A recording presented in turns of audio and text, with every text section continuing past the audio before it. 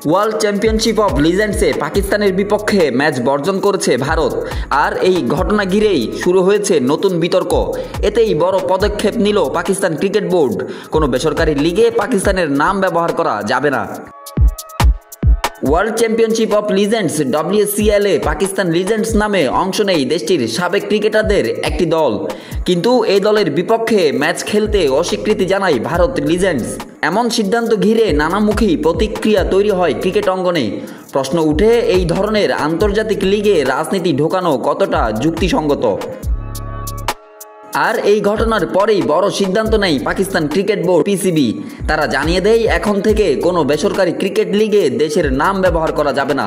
Telecom Asia স্পোর্টসের এক প্রতিবেদনে বলা হয়, ভারতের বিপক্ষে ম্যাচ বর্জনের ঘটনা দুইবার ঘটেছে, যা দেশের মর্যাদার জন্য ক্ষতিকর বলে মনে করছে PCBর শীর্ষ কর্মকর্তারা। PCBর এক ঘনিষ্ঠ সূত্র জানায়, সব বেসরকারি সংস্থাকে জানিয়ে দেওয়া হয়েছে, তারা যদি পাকিস্তানের নাম ব্যবহার করে তবে তাদের বিরুদ্ধে নেওয়া হবে আইনি পদক্ষেপ।